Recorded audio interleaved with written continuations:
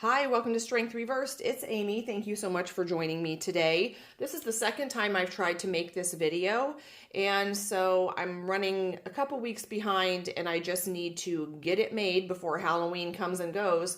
So I'm just going to point my camera at the table and get it done and get on with my life. Happy Halloween season. I'm really excited for fall. The weather is shifting even here in Florida. The leaves aren't changing colors, but a girl can dream. And I was motivated to get my bins of Halloween decorations out. And when I did that, I thought I should go through my collection, my decks, and find the most Halloween-y of my decks. And for a Scorpio tarot reader, I've got to say I'm not impressed at my collection here. There aren't that many, but I will show you what I have. And then I think I'm going to do a reading that's a little different. I'm going to pick the top card out of every one of these decks and get an overall feeling of what I can call in during this season. And then I'm going to pull the bottom card from all of these decks and get the vibe for what I can release this season. I think first I'll just show you the decks and then I'll pull cards because, I have limited space here. Before I show you the decks, I just wanted to show you what I found at the Dollar Tree or the $1.50 tree because, inflation, tariffs. And I found some cute boxes that look like books and you can set them on your bookshelf, but I thought they would be perfect for decks. And I'm sure you've seen them. I'm sure all the tarot readers saw them and ran to Dollar Tree. And then as I was going through my bins, I found tinier ones that last year my mom sent my son and I with candy, and so I didn't remember that I had these, and these will fit some of the smaller decks. There's also a size in between these, but aren't they cute? I love it. This is my favorite one because it says tarot on it. Let me clear these out, and then I'll go through my decks. I don't know what decks I'm going to keep in those, but probably most of us in Tarot Tube land have a room where we have Halloween decorations up year-round, don't we? So the first deck I'm going to show you is the most on-the-nose deck for Halloween, and that's a knockoff version of the Jack-o'-lantern tarot. My mom gifted this to me and did not realize that it was a knockoff, so, otherwise we wouldn't intentionally buy that. Here is the back, and every card has... Not every card has nudity. You just got lucky. Every card has a jack-o'-lantern or a pumpkin on it. I love that. Very Halloween. I don't think that I've ever read with this deck, but I might give it a go. It's usually, I like larger decks, and this is maybe a little bigger than standard playing cards. Probably because of the whole knockoff thing. The last one, or the next one, I got this year. And I think I got it at a deck exchange, and it's the Gothic Tarot. Here's the back. I love the monochromatic color scheme, but I also find it very difficult to read.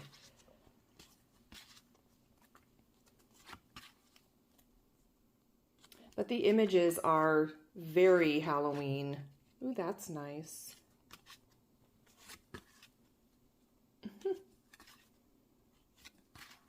And I love the pop of red once in a while. Very Edgar Allan Poe. Let's just move on to that deck.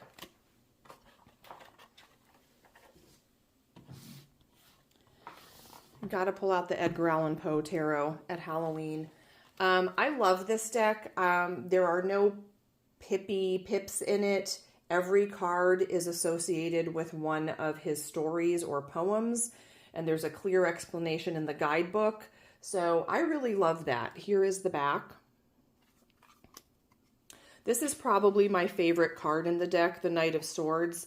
This is the main character from Berenice, and he is suffering from an episode of monomania and becomes very fixated on the teeth of his soon-to-be wife who has supposedly died. So he pulls out all of her teeth out of her skull only to find that she wasn't actually dead.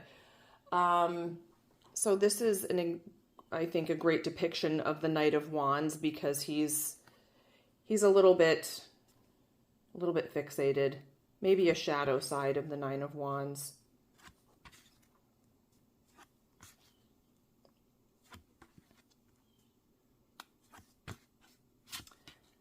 The Gold Bug is probably my least favorite Edgar Allan Poe story.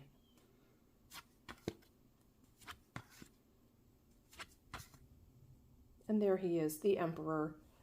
Love that deck. It's so well done. The next deck is the Murder of Crows Tarot, and I do have the limited edition that has the pop of red on it. And this was gifted to me by my friend Manuela, and I love this deck. Love it. It was the High Priestess card that really caught my eye. I think there was a 31 Days of Tarot back in the day when we did that series.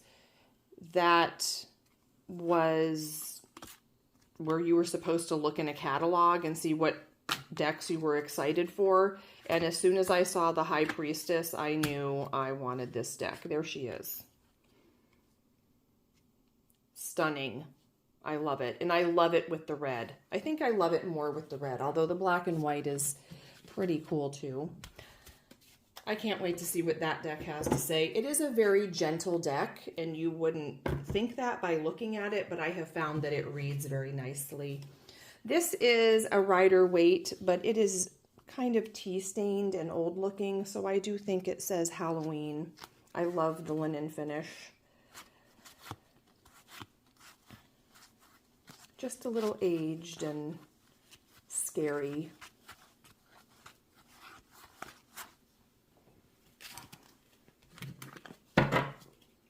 This is one of my favorite decks. This is Tarot of the Weird, and it's a Gothic Victorian deck with a little cheeky humor. I absolutely love that Pentacles is watches. I think time is the perfect metaphor. It's the perfect explanation for just the feeling of Pentacles. And I love old pictures.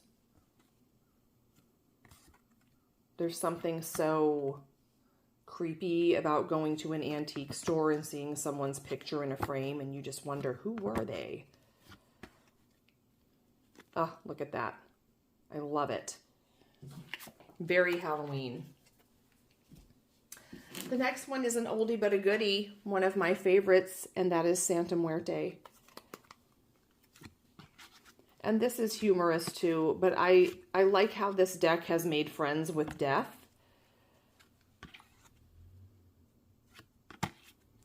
And I do love the Strength card with the Lucha Libre wrestler. Maybe it'll come up. It's so colorful. I love all the butterflies. It's beautiful.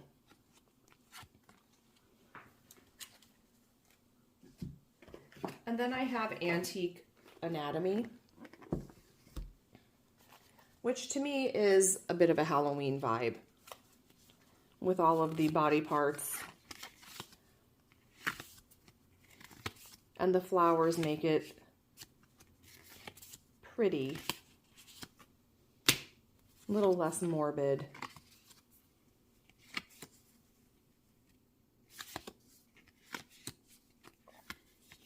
I think this must have been in order, so I'll have to shuffle this really well. I find it a little difficult to read with, but so fun to look at.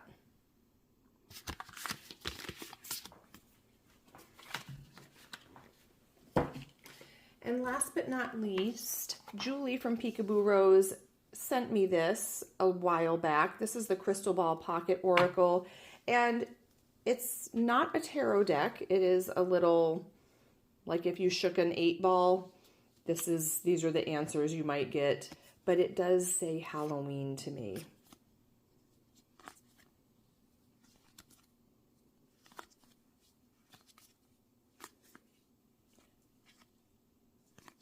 And to me, this is the scariest deck because the answers are so straightforward and some of them are not answers that I want. Ghastly. Okay, so those are the decks that I have pulled. Like I said, I can't believe I don't have more, but I'm going to pull the top card and the bottom card from each deck and see what each one says.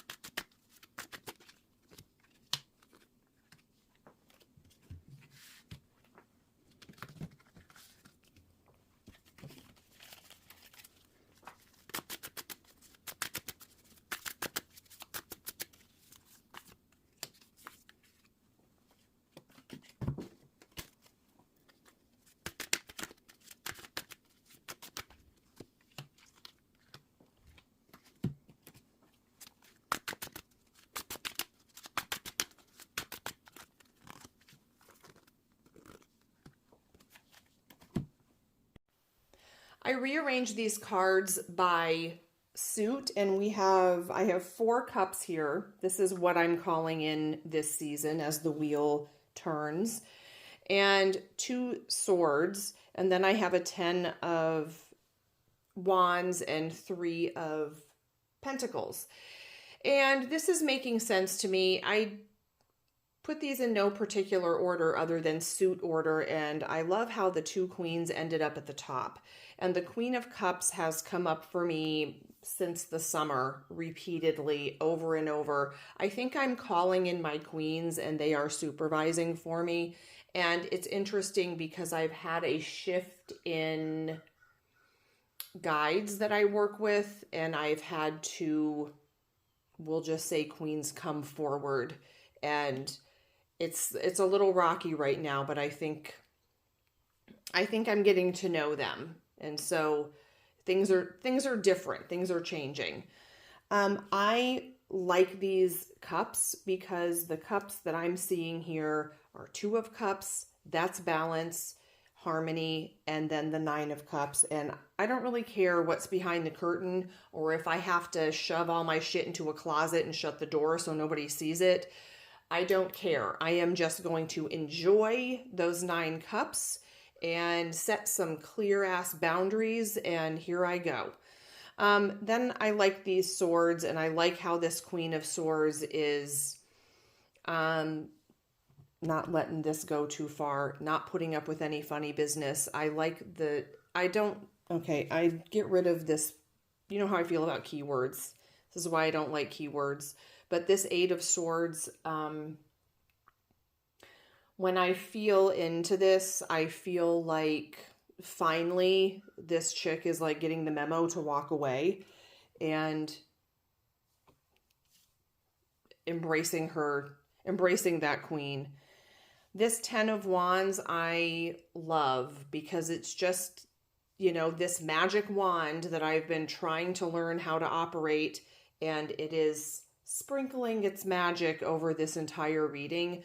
I've really been working on stoking the fire in that Hermit's lamp. If you haven't watched my video about the Hermit in the Light Seers and Muse decks, watch that because you'll understand that fire kind of shining my light and drawing the correct people to me. Not just the correct tarot people, but, friends, etc. And then I have this 3 of Pentacles, and I love this reassurance that accepting that I am not alone in this journey. And this reminds me of these new guides that have been coming up. It's kind of different. It's like getting to know new people, like new colleagues that I'm working with. And so I'm looking forward to collaborating with them, and they are badass. So it's, I'm a little bit apprehensive, but excited. And I am loving calling in all this energy. Let me check on the what's I'm releasing. Okay, well, shit. So I have 3 cups here, the ace, the king, and the 3 of cups. And then I have one little sword over here. And then I have 4 majors, death, chariot, the emperor, and the high priest, which would be the Hierophant. Well, I think this Ace of Cups, even though it's usually a positive card for me, I just look at all of the energy being drained out of this cup and running over, and I think I'm done with that. So I think I'm releasing what's not filling my cup or what's causing energy drains, and this King of Cup, this just looks like chaos. This is the Edgar Allan Poe Tarot. And I'm not feeling whoever this King of Cups is. This guy, he seems like a joker.